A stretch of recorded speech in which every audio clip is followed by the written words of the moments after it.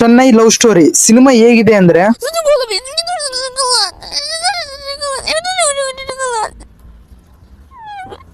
Chennai love story ಹೆಸರು ತಕ್ಕಂಗೆ ಈ ಸಿನಿಮಾ ಇದೆ. ಈ ಸಿನಿಮಾ ಬಂದ್ಬಿಟ್ಟು ಕಂಪ್ಲೀಟ್ ಆಗಿ ಚೆನ್ನೈಯಲ್ಲಿ ನಡೆಯುವಂತ ಕತೆ. ನೀವು ಆಲ್ರೆಡಿ ಈ ಸಿನಿಮಾನ ಎಲ್ಲರೂ ನೋಡೇ ಇದ್ದೀರಾ. ಎಸ್, ಇದು ಸ್ವಲ್ಪ ಸ್ಪಾಯ್ಲರ್ ಆಗ್ಬೋದೇನೋ. ಇದೇ ತರ ನಮ್ಮ ಕನ್ನಡದಲ್ಲಿ ಒಂದು ದಿಯಾ ಸಿನಿಮಾ ಅಂತ ಬಂದಿತ್ತು. ಅದು ದೊಡ್ಡ ಬ್ಲಾಕ್ ಬಸ್ಟರ್ ಸಿನಿಮಾ. ನಮ್ಮ ಚೆನ್ನೈ ಲವ್ ಸ್ಟೋರಿ ಸಿನಿಮಾದ ಡೈರೆಕ್ಟರ್ ಅವರು ದಿಯಾ ಸಿನಿಮಾ ನೋಡಿ ಇನ್ಸ್ಪೈರ್ ಆಗಿ ಚೆನ್ನೈ ಲವ್ ಸ್ಟೋರಿ ಸಿನಿಮಾನ ತೆಗೆದಿದ್ದಾರೆ. ಇನ್ನು ಈ ಚೆನ್ನೈ ಲವ್ ಸ್ಟೋರಿ ಸಿನಿಮಾ ನೋಡಿದ್ಮೇಲೆ ನನಗೆ ಹೇಗೆ ಅನ್ಸಿತ್ತಪ್ಪ ಅಂದ್ರೆ ಅಷ್ಟು ಇಷ್ಟ ಆಗ್ಲಿಲ್ಲ. ಬಟ್ ಒಂದ್ ಎರಡು ಮೂರು ಸೀನ್ಸ್ ಗಳು ಮಾತ್ರ ತುಂಬಾ ಅಂದ್ರೆ ತುಂಬಾ ಚೆನ್ನಾಗಿದೆ. ಅದು ಏನೇನ್ ಇಷ್ಟ ಆಯ್ತು ಏನೇನ್ ಕಷ್ಟ ಆಯ್ತು ಅನ್ನೋದನ್ನ ಪಾಸಿಟಿವ್ ನೆಗೆಟಿವ್ ಪಾಯಿಂಟ್ಸ್ ಅಲ್ಲಿ ಮಾತಾಡೋಣ. ಅದಕ್ಕಿಂತ ಮುಂಚೆ ಈ ಸಿನಿಮಾದ ಕತೆ ಏನಂತ ತಿಳ್ಕೊಂಡ್ ಬರೋಣ ಬನ್ನಿ. ಈ ಸಿನಿಮಾದ ಹೀರೋನಿಯಾದ ನಿವೇದಿತಾ ಅವರು ತಾನು ಇಷ್ಟಪಟ್ಟಂತ ಹುಡುಗನ ಜೊತೆ ಮದುವೆ ಆಗಕ್ಕೆ ಹೋಗ್ತಾ ಇರ್ತಾರೆ. ಆದ್ರೆ ನಮ್ಮ ಹುಡುಗ ಅನ್ಫಾರ್ಚುನೇಟ್ಲಿ ಕೈ ಕೊಟ್ಟು ಹೋಗ್ಬಿಡ್ತಾನೆ. ಅವಾಗ ನಮ್ಮ ನಿವೇದಿತಾ ಅವರು ಅರ್ಜುನ್ ರೆಡ್ಡಿ ತರ ಆಗ್ತಾರೆ. ಇಂಥ ಟೈಮ್ ನಲ್ಲಿ ನಮ್ಮ ಹೀರೋ ಅವರು ಎಂಟ್ರಿ ಕೊಡ್ತಾರೆ, ಸ್ಟೀಫನ್ ಅವರು. ಅವರು ಹೈದರಾಬಾದ್ ಇಂದ ಚೆನ್ನೈಗೆ ಬಂದಿರ್ತಾರೆ ಬಿಕಾಸ್ ಒಂದ್ ಒಳ್ಳೆ ಡೈರೆಕ್ಟರ್ ಆಗ್ಬೇಕಂತ. ಆದ್ರೆ ಒಂದು ಅವಕಾಶನೂ ಸಿಗೋದಿಲ್ಲ. ಈ ಕಡೆ ಸೈಡ್ ನಮ್ಮ ನಿವೇದಿತಾ ಅವರು ಡ್ರಿಂಕ್ ಗೆ ಫುಲ್ ಅಡಿಕ್ಟ್ ಆಗಿರ್ತಾರೆ. ಈ ಕಡೆ ನಮ್ಮ ಹೀರೋ ಒಂದು ಡೈರೆಕ್ಟರ್ ಆಗಕ್ಕೆ ಒಂದು ಅವಕಾಶನೂ ಸಿಗೋದಿಲ್ಲ. ಇಂಥ ಟೈಮ್ ನಲ್ಲಿ ಇವರಿಬ್ರು ಬೀಚ್ ನಲ್ಲಿ ಮೀಟ್ ಆಗ್ತಾರೆ. ಅದು ಅನ್ಫಾರ್ಚುನೇಟ್ಲಿ. ಅವಾಗ ಇವರಿಬ್ರು ಒಟ್ಟಿಗೆ ಸೇರಿದ್ಮೇಲೆ ಸಿನಿಮಾ ಯಾವ ತರ ಮೂವ್ ಆಗುತ್ತೆ ಅನ್ನೋದನ್ನ ನೀವು ಸಿನಿಮಾ ನೋಡಿ ತಿಳ್ಕೊಬೇಕು. ಇಂಟರ್ವಲ್ ಮಾತ್ರ ತುಂಬಾ ಕ್ರೇಜಿ ಆಗಿರುತ್ತೆ ಟ್ವಿಸ್ಟ್. ಆ ಟ್ವಿಸ್ಟ್ ಏನಂತ ನಾನು ಸ್ಪಾಯಿಲ್ ಮಾಡೋದಿಲ್ಲ. ನೀವು ಕೂಡ ಯಾರ ಮುಂದೆನೂ ಹೇಳಕ್ ಹೋಗಬೇಡಿ. ಆ ಟ್ವಿಸ್ಟ್ ಏನಂತ ನೀವು ಸಿನಿಮಾ ನೋಡಿ ತಿಳ್ಕೊಬೇಕು. ನನಗಂತೂ ಆ ಟ್ವಿಸ್ಟ್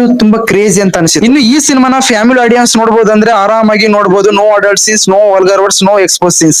ಈ ಸಿನಿಮಾದ ಪಾಸಿಟಿವ್ ಪಾಯಿಂಟ್ಸ್ ಗೆ ಬರೋದಾದ್ರೆ ಕಿರಣ್ ಅಬ್ಬವರಂ ಅವರ ಆಕ್ಟಿಂಗ್ ಮತ್ತೆ ನಿವೇದಿತಾ ಅವರ ಆಕ್ಟಿಂಗ್, ಇವರಿಬ್ಬರ ಕ್ಯಾರೆಕ್ಟರ್ಸ್ ಗಳು ಅಷ್ಟಿಷ್ಟು ಇಂಪ್ರೆಸ್ ಮಾಡಲ್ಲ ನಮಗೆ. ಮೇನ್ಲಿ ಈ ಸಿನಿಮಾದಲ್ಲಿ ನನಗೆ ಇಷ್ಟ ಆಗಿದ್ದು ಎಮೋಷನಲ್ ಸೀನ್ಸ್ ಗಳು. ಫಸ್ಟ್ ಹಾಫ್ ನಲ್ಲಿ ಒಂದ್ ಎರಡು ಮೂರು ಎಮೋಷನಲ್ ಸೀನ್ಸ್ ಗಳಿದೆ. ತುಂಬಾ ಅಂದ್ರೆ ತುಂಬಾ ಕನೆಕ್ಟ್ ಆಗ್ಬಿಡ್ತೀವಿ, ಹಾಗೆ ತುಂಬಾ ಎಮೋಷನಲ್ ಆಗ್ತೀವಿ. ಮತ್ತೆ ಸೆಕೆಂಡ್ ಹಾಫ್ ನಲ್ಲಿ ಬರುವಂತ ಕಾಮಿಡಿ ಸೀನ್ಸ್ ಗಳು ತುಂಬಾ ವರ್ಕೌಟ್ ಆಯ್ತು. ಹಾಗೆ ಇಂಟರ್ವೆಲ್ ಟ್ವಿಸ್ಟ್ ಮತ್ತೆ ಕ್ಲೈಮ್ಯಾಕ್ಸ್ ಸೀನ್ಸ್ ಇವೆಲ್ಲ ತುಂಬಾ ಚೆನ್ನಾಗಿ ಅನ್ಸಿತ್ತು. ಮತ್ತೆ ನಮ್ಮ ಹೀರೋ ಆದ ಸ್ಟೀಫನ್ ಅವರು ಅನಾಥ, ಆದ್ರೆ ಇವರು ಡೈರೆಕ್ಟರ್ ಆಗ್ಬೇಕಂತ ಅನ್ಕೊಂಡಿರ್ತಾರೆ. ನಿವೇದಿತಾ ಅವರು ಯಾವ ತರ ಹೆಲ್ಪ್ ಮಾಡ್ತಾರೆ, ಸ್ಟೀಫನಿಗೋಸ್ಕರ ಏನೇನೆಲ್ಲ ಮಾಡ್ತಾರೆ, ಸಿನಿಮಾದಲ್ಲಿ ಏನ್ ತೋರಿಸಿದಾರೆ ಈ ಒಂದು ಪಾಯಿಂಟ್ ನನಗಂತೂ ತುಂಬಾ ಇಷ್ಟ ಆಯ್ತು. ಸೆಕೆಂಡ್ ಹಾಫ್ ನಲ್ಲಿ ಡೈರೆಕ್ಟರ್ ಅವರು ಡಿಫ್ರೆಂಟ್ ಆಗಿ ಐಡಿಯಾನ ಸೃಷ್ಟಿ ಮಾಡಿದ್ದಾರೆ. ಅದು ನಮಗೆ ಸ್ವಲ್ಪ ರೊಟೀನ್ ಅಂತ ಅನ್ಸ್ಬೋದು, ಬಟ್ ಪ್ರೆಸೆಂಟೇಷನ್ ಸೂಪರ್ ಆಗಿತ್ತು. ಇನ್ನು ನೆಗೆಟಿವ್ ಪಾಯಿಂಟ್ಸ್ ಗೆ ಬರೋದಾದ್ರೆ ಸೆಕೆಂಡ್ ಹಾಫ್ ನಲ್ಲಿ ಏನ್ ಹೇಳಿದಾರೋ ಇವ್ರ ಕತೆ ನನಗೆ ಅಷ್ಟು ಇಷ್ಟ ಆಗ್ಲಿಲ್ಲ. ಬಿಕಾಸ್ ಒಂಥರ ಶಾರ್ಟ್ ಫಿಲ್ಮ್ ತರ ಅನ್ಸಿತ್ತು ನನಗೆ. ಸೆಕೆಂಡ್ ಹಾಫ್ ನಲ್ಲಿ ಒಂದೆರಡು ಎಮೋಷನಲ್ ಸೀನ್ಸ್, ಒಂದೆರಡು ಕಾಮಿಡಿ ಸೀನ್ಸ್, ಒಂದು ಹೈ ಲೆವೆಲ್ ಅಲ್ಲಿ ಇರುವ ಒಂದು ಎಲಿವೇಶನ್ ಸೀನ್ಸ್, ಇದು ಬಿಟ್ರೆ ಸೆಕೆಂಡ್ ಹಾಫ್ ನಲ್ಲಿ ಏನಿಲ್ಲ. ಫಸ್ಟ್ ಹಾಫ್ ತುಂಬಾ ಅಂದ್ರೆ ತುಂಬಾ ಇಷ್ಟ ಆಗಿತ್ತು. ಸೆಕೆಂಡ್ ಹಾಫ್ ಇದಕ್ಕಿಂತ ನೆಕ್ಸ್ಟ್ ಲೆವೆಲ್ ಇರುತ್ತೆ ಅಂತ ಅನ್ಕೊಂಡಿದ್ದೆ, ಬಟ್ ಪೂರ ಡಿಸಪಾಯಿಂಟ್ ಮಾಡಿದ್ರು ಅವರು. ಅಪ್ಪ ಸಾಕ್ ಹುಡುಗರು ತಲೆನೋವು ಬರ್ತಿದೆ ಅಂತ ಅನ್ಸ್ಬಿಡುತ್ತೆ ಸೆಕೆಂಡ್ ಹಾಫ್ ನಲ್ಲಿ. ಮತ್ತೆ ಇನ್ನು ಮ್ಯೂಸಿಕ್ ಸಾಂಗ್ಸ್ ಗಳು ನನಗೆ ಅಷ್ಟು ಇಷ್ಟ ಆಗ್ಲಿಲ್ಲ. ಇರ್ಲಿ, ಇದು ಚೆನ್ನೈ ಲವ್ ಸ್ಟೋರಿ ಸಿನಿಮಾದ ರಿವ್ಯೂ ಆಗಿತ್ತು. ನೀವೇನಾದ್ರೂ ಆಲ್ರೆಡಿ ಈ ಸಿನಿಮಾನ ನೋಡಿದ್ರೆ ನಿಮಗೆ ಯಾವ ತರ ಫೀಲ್ ಕೊಡ್ತಾನ ನನ್ನ ಕಮೆಂಟ್ ಬಾಕ್ಸ್ ಅಲ್ಲಿ ತಿಳಿಸಿ. ಹಾಗೆ ಈ ಸಿನಿಮಾಕ್ಕೆ ನಾನು ಕೊಡುವ ರೇಟಿಂಗ್ ಎಷ್ಟಪ್ಪ ಅಂದ್ರೆ 2/5. ಇದೇ ತರ ಸಿನಿಮಾದ ರಿವ್ಯೂಸ್ ಅಪ್ಡೇಟ್ಸ್ ಬೇಕಂದ್ರೆ ನಮ್ಮ ಚಾನಲ್ ಸಬ್ಸ್ಕ್ರೈಬ್ ಮಾಡೋದನ್ನ ಮರಿಬೇಡಿ. ಸಿಗೋಣ ಮತ್ತೊಂದು ಸಿನಿಮಾದ ರಿವ್ಯೂ ಜೊತೆಗೆ. ಇಂತಿ ನಿಮ್ಮ ಯಪ್ಪಾರಾಮ.